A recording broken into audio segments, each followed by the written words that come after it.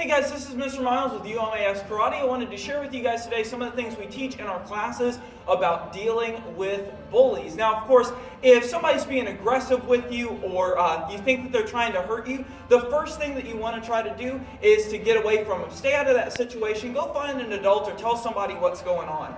But what we teach our students is what to do in case we can't do that. Maybe we try to walk away or talk the person down for being aggressive with us or mean to us, but we also need the tools to protect ourselves in case that doesn't work. So the first thing we teach our students to do is to step a foot back and get their hands out and in front of them. Now, this is very close to what we do in our guard stance and our fighting stance when we're learning in our classes, but from here, it doesn't look like we want to fight with anybody. If we were to step back and have our loud key on, get in our stance, it might look like we want to fight with that other person, and that's definitely not what we want to do. So instead, we have our foot back in our stance, we open those hands up and get them out in front, and from here, again, we want to talk to them. We're going to tell them what we expect them to do, and we want to do it nice and confidently and pretty loudly as well, just in case there's anybody else around, they can hear us. So I'll show you that really quick. I'm going to stop back, bring those hands up, say, "Stop! Leave me alone!" And of course, you can say whatever you need to say there, as long as it's nice and loud and confident,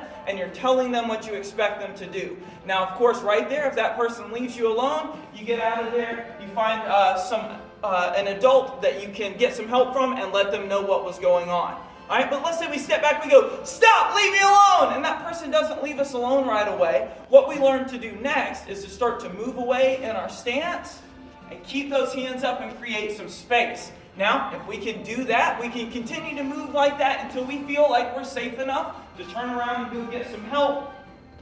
And then, of course, in our classes, when we learn our techniques like our one-steps, our escapes, our defensive drills, we learn that if we're in the stance like this and then that person tries to hurt us, that's when it's okay to use what we learn in our karate classes. But of course, we're not going to use our techniques, our blocks, or strikes, or kicks unless that person is really trying to hurt us. So remember, guys, if anybody's being aggressive with you, take that passive stance first with those hands out in front, ready to protect yourself if you need to. Give them those verbal commands. But again, the most important thing, find some help, let an adult know.